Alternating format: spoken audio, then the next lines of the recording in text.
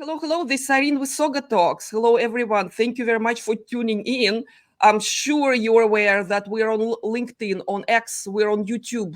So I'm Irene Lyakovetsky. I'm speaking with fascinating people in tech, and we cover a whole range of technology topics, all the way from AI innovation, Gen AI for sure, automation, digital transformation. So tune in for fascinating people being generous in my studio, speaking about data advantages, speaking about AI future, speaking about technology trend. And today is my day because Jim Liddle is here. Jim, how are you?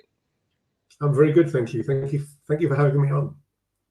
Thank you so very much for joining, because the topic we announced, right? It's about data, but I want to talk about data and fueling AI innovation this year, because it seems like to me so much going on. So much going on. So enterprise architect, professional, business people, right? They know the basic, right? Everyone seems to be using their data. And yet you yourself as a leader, as practitioner, I cannot wait to hear from you. What are the data advantages for companies, for enterprises in 2024? Sure. Yeah, happy to speak about that. I think the data question is an interesting question. Actually, not even just from the enterprise, but also from the AI vendors themselves.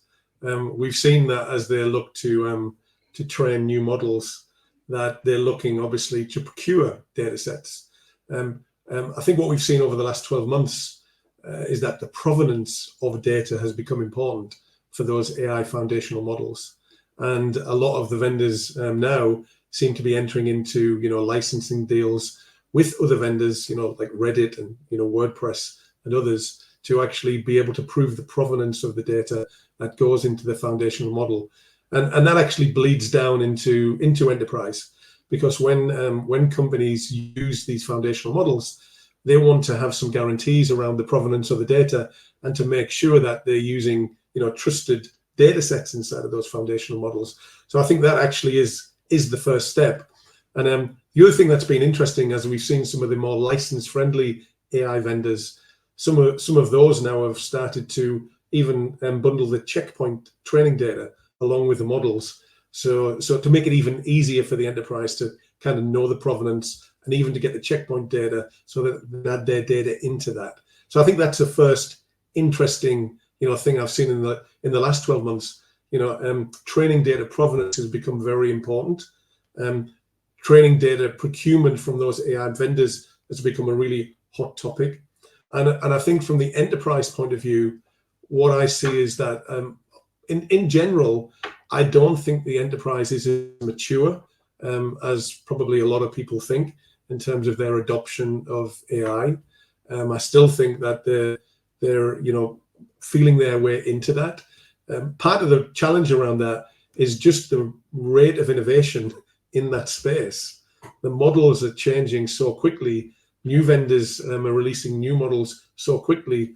The number of models that's been released is phenomenal in the last 12 months. I mean, we've got thousands of models now on things like Hugging Face. The number of new vendors that have come through. We've even seen, models retired. GPT-3 recently was retired. So, people who actually went into that, AI as a service space early and started to embrace AI would likely have to fine tune their data against a brand new model like a 3.5 or a 4, because, the life cycle management of AI is kicked in very, very quickly. And I think in some ways that inhibits, the use of AI as much as, the data governance and the security and hallucinations and all of those other things that we hear about. The fact that rate of innovation is so quick, it not only does it confuse, the issue in the enterprise, it also adds in an inhibitor to actually being able to, really get on with some of those AI projects.